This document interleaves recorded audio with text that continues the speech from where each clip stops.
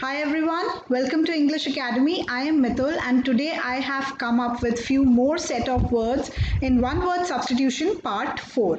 अगर आपने one word substitution part 1, 2 and 3 नहीं देखा है तो उसका लिंक हमारे डिस्क्रिप्शन बॉक्स पे है, आप वो लिंक क्लिक कर सकते हैं और वीडियोस देख सकते हैं। तो चलिए शुरू करते हैं one word substitution part 4। We'll start with the word obstetrician. It is obstetrician and it means physician who deliver babies. तो ऐसा डॉक्टर जो बच्चों की डिलीवरी करवाते हैं उन्हें obstetrician बोला जाता है। Next on the list is oceanography. It is oceanography and it means study of the ocean. समुद्र की जो ओवरऑल स्टडी होती है उसका फौना फ्लोरा एक्वेटिक एनिमल्स कौन से हैं उसे ओशनोग्राफी बोला जाता है। Then we'll talk about oculist. It is oculist and it means the one who cures eye disease. ऐसा डॉक्टर जो आई से रिलेटेड एलिमेंट होता है या जो आई डिजीज होती है उनको क्योर करते हैं उनको oculist बोला जाता है। Now it is odontology. Yes, it is odontology and it means study of teeth. Teeth की जो पूरी स्टडी होती है या टीथ और डेंचर की जो पूरी स्टडी होती है उसे ओडोंटोलॉजी बोला जाता है। Now we'll talk about ordination. I repeat, it's ordination and it means a ceremony in which a man becomes a priest. एक ऐसी ceremony, Christian ceremony जिसमें एक normal आम इंसान जब priest की उपाधि ले लेता है या वो priest convert हो जाते हैं उसे ordination बोला जाता है। Next on the list is Oriental. Yes, it is Oriental and it means someone or something of East Asian descent.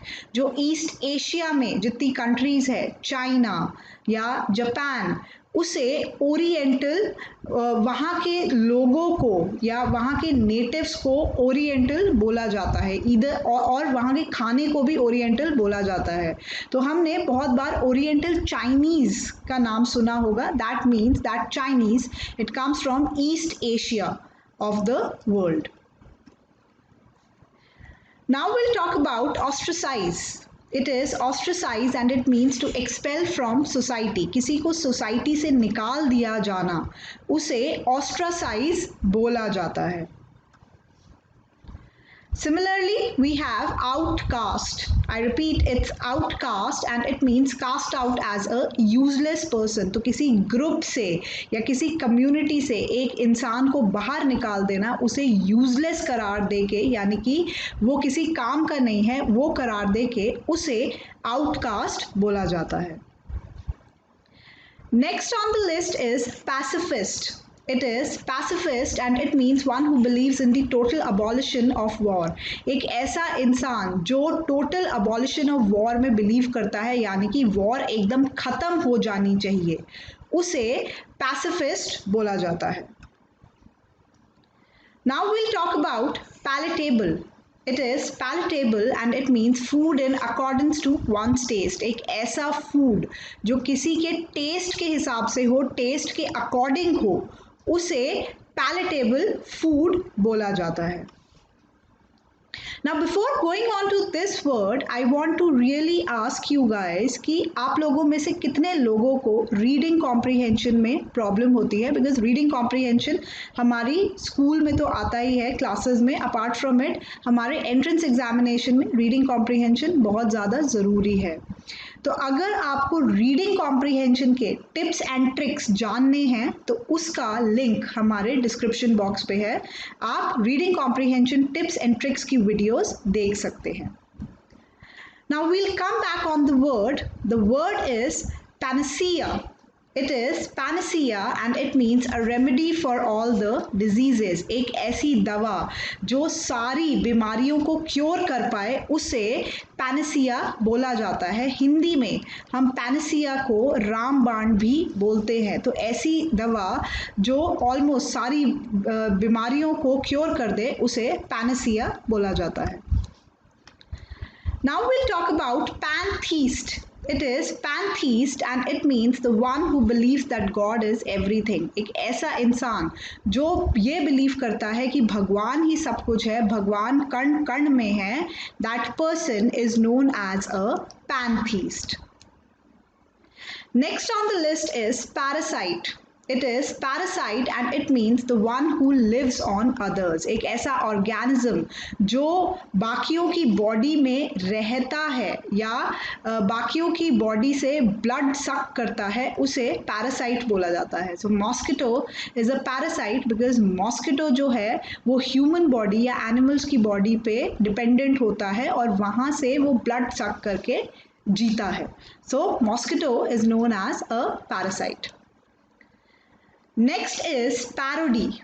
It is parody and it means funny imitation of an act. कोई एक ऐसा act movie का या theatre का या poem का जिसका एक बहुत ज़्यादा फनी इमिटेशन है या एक बहुत फनी सी नकल है, उसे पैरोडी बोला जाता है. तो बॉलीवुड हॉलीवुड में ऐसी बहुत सारी स्टोरीज की या बहुत सारी नॉवेल्स की पैरोडी बनी है. So parody is basically funny imitation of any act. Next is patent. It is patent and it means sole right to make or sell some invention. तो अगर किसी ने कोई चीज़ इजाद करी है या इन्वेंट करी है और वो अपनी इन्वेंशन को बिल्कुल सेफ रखना चाहता है, यानी कि वो अपना नाम उस इन्वेंशन में ओरिजिनली रखना चाहता है, तो वो जो होते हैं वो इन्वेंशन का पेटेंट ले लेते हैं. So patent is a kind of law या पेटेंट एक तरीके का ठप्पा होता है कि किसी ने कोई एक चीज़ इन्वेंट करी है और वो उसी की प्रॉपर्टी है या उसी का राइट है. Now we'll talk about patrimony. Yes, it is patrimony and it means property inherited from forefathers. ऐसी प्रॉपर्टी जो आपके दादाजी या उनसे पहले वाले जो आपके forefathers थे उनसे किसी को मिली है, that is known as a patrimony. Next it is pauper. Yes, it is pauper and it means one who is very poor. ऐसा इंसान जो बहुत ज़्यादा गरीब है, जिसे खाने पीने के पैसे नहीं हैं, that person is known as a pauper. Next on the list is pedagogy. Yes, it is pedagogy and it means principles of teaching. पढ़ाने का जो तरीका होता है, पढ़ाने के principles होते हैं या पढ़ाने का जो process होता है, हर इंसान का अलग अलग होता है. So that process is known as a pedagogy. Next is pedestrian. Yes, it is pedestrian and it means one who goes on foot. तो ये जितने लोग हैं ये सड़क पे पैदल चल रहे हैं, तो सड़क पर पैदल चलने वाले जो लोग होते हैं, including people who cross zebra crossing, they are known as pedestrians. Next we'll talk about peer. Yes, it is peer and it means someone who is equal in rank. एक ऐसा इंसान जो आप ही की डेजिग्नेशन का है, आप ही की रैंक का है, या स्कूल में आपका कोई फ्रेंड है जो आप ही के सेक्शन में पढ़ता है, आप ही के लेवल पे पढ़ता है, that person is known as a peer. Next is pessimist. I repeat, it is pessimist and it means the one who looks at the darker side of something. एक ऐसा इंसान जो सिर्फ नेगेटिव साइड ही देखता है या वो नेगेटिव ही सोचता है, that person is known as a pessimist. Now we'll talk about phonetics. Yes, it is phonetics and it means study of sound. A, B, C आपके जितने भी अल्फ़ाबेट्स होते हैं उनकी अलग अलग अलग साउंड होती है, तो उनकी साउंड की जो स्टडी होती है उसे phonetics बोला जाता है. Next on the list is pilgrim.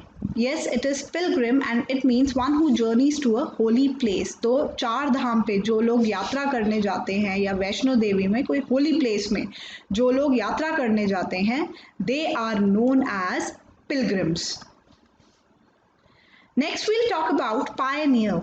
Yes, it is pioneer and it means the one who does something first. एक ऐसा इंसान जो कोई भी चीज़ पहली बार कर रहा होता है, अभी तक किसी ने वो चीज़ नहीं करी होती है, that person is known as a pioneer. So if we talk about pizza in India, तो pizza in India का जो pioneer है वो Domino's है. उससे पहले इंडिया में पिज़्ज़ा का कंसेप्ट काफ़ी लोकल था, डोमिनोज ने उसको एक्चुअली थोड़ा ग्लोबलाइज्ड लेवल पे लेके गया या नेशनल लेवल पे गया लेके गए.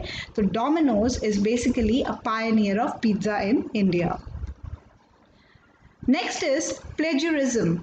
Yes, it is plagiarism and it means theft of a literature. किसी का लिखा हुआ चुराना और अपनी लिटरेचर बता देना उसे plagiarism बोलते हैं. तो बहुत बार प्रोजेक्ट बनाते हुए हम गूगल से जो चीज़ें उतारते हैं या किसी के लिटरेचर से कोई चीज़ उतारते हैं उस प्रोजेक्ट को अपना बनाने के लिए, that particular process is known as plagiarism. Hence, theft of a literature is a plagiarism. Next is podium. I repeat, it's podium and it means a stand for a speaker. जहाँ पे speaker खड़े होके बोलते हैं, audience को address करते हैं, that stand is known as a podium. Next is portable. Yes, it is portable and it means something which can be carried easily. ऐसी कोई चीज़ जिसको हम आसानी से लेके जा सके एक जगह से दूसरी जगह, जो handy हो, उसे portable बोला जाता है. Next is posthumous. Yes, it is posthumous and it means book released after the death of its author. जो लेखक होता है उसकी डेथ के बाद जो उसकी बुक या उसका वर्क रिलीज किया जाता है, उस वर्क को या उस बुक को posthumous बोला जाता है. Next is portable. Yes, it is portable and it means something which is fit to drink. एक ऐसी ड्रिंक, पानी हो सकता है, जूस हो सकता है, जो बिल्कुल ठीक है और उसे एक ह्यूमन बीइंग कंज्यूम कर सकता है. That drink is known as portable. Next is pragmatist. Yes, it is pragmatist and it means an individual who is practical. एक ऐसा इंसान जो बहुत ज़्यादा rational है, बहुत ज़्यादा practical thinking का है, उस इंसान को pragmatist बोला जाता है. Next is psychopath. I repeat, it's psychopath and it means an antisocial person who may commit crime. एक ऐसा इंसान जो लोगों से ज़्यादा घुलता मिलता नहीं है बट उस पर शक है, होता है कि वो क्राइम कमिट कर सकता है, क्राइम कर सकता है. That person is known as a psychopath. Now this is the favorite word of each one of us and it is known as quarantine. Quarantine का ये जो वर्ड है ये अभी कोविड के टाइम पे बहुत ज़्यादा फेमस हुआ था. वाई? बिकॉज जिन लोगों को इन्फेक्शन का डर रहता था उन लोगों को एक कमरे में डाल दिया जाता है या डाल दिया जाता था. तो हेंस दैट पर्सन उस इंसान को क्वारंटीन कर दिया जाता था. So quarantine is an act of separation from people in order to avoid infection. किसी इन्फेक्शन से अवॉइड करने के लिए किसी एक इंसान को एक दूसरे कमरे में डाल दिया जाए ताकि वो इन्फेक्शन फैला ना सके, उस प्रोसेस को क्वारंटीन बोला जाता है. Now before going on to this word, I'll talk about some special signs and those signs are punctuation signs. अब punctuation signs जो हैं ये basically हमारे written और spoken English में बहुत ज़्यादा important है, लेकिन उसकी बाकी applications क्या है. तो अगर आपको punctuations के बारे में जानना है तो उनका link हमारे description box पे है, आप हमारी punctuations की videos देख सकते हैं. Now we'll talk about quill. The word is quill and it means a feather used as a pen. एक पंख जिसको पुराने ज़माने में इंक में डाल के as a pen यूज़ किया जाता था, उस पंख को quill बोला जाता था. Next on the list is rebel. Yes, it is rebel and it means one who takes up arms against the government. एक ऐसा इंसान जो गवर्नमेंट के अगेंस्ट आर्म्स उठा ले, that person is known as a rebel. आवाज़ उठाने वाले या आर्म्स उठाने वाले गवर्नमेंट के जो अगेंस्ट होते हैं उनको rebel बोला जाता है. Next is red tapeism. It is red tapeism and it means too much of official formalities. तो आप किसी ऑफिस में जाते हैं, वहाँ पे जब बहुत ज़्यादा पेपर वर्क होता है, ऑफिशियल फॉर्मेलिटी बहुत ज़्यादा होती है, that is known as red tapeism. So we can say when I go to that office, the red tapeism is very prevalent there. मतलब मैं जब उस ऑफिस में जाता हूँ वहाँ पे ऑफिशियल फॉर्मेलिटीज़ बहुत ज़्यादा है, इनके साइन करवा के लाओ, उनके साइन करवा के लाओ. So that process is known as red tapeism. Next is republic. Yes, it is republic and it means a state in which supreme power is held by the people. एक ऐसा country जहाँ पर सत्ता जो है या पावर जो है वो लोगों के हाथ में होती है उसे republic बोला जाता है. So India is also a republic. Next is resplendent.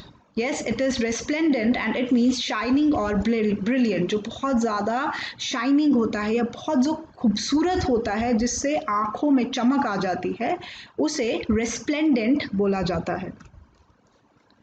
Next is retaliate. Yes, it is retaliate and it means give tit for tat. वापस बदला लेना. Like for example, अगर आपके ऊपर कोई चीखता है और जब आप वापस उस पे चीखते हैं, then that means you are retaliating.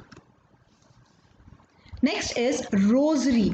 Yes, it is rosary and it means a string of beads used for counting prayers. जब हम माला जपते हैं, वो जो माला होती है जपने वाली उसे रोजरी बोला जाता है.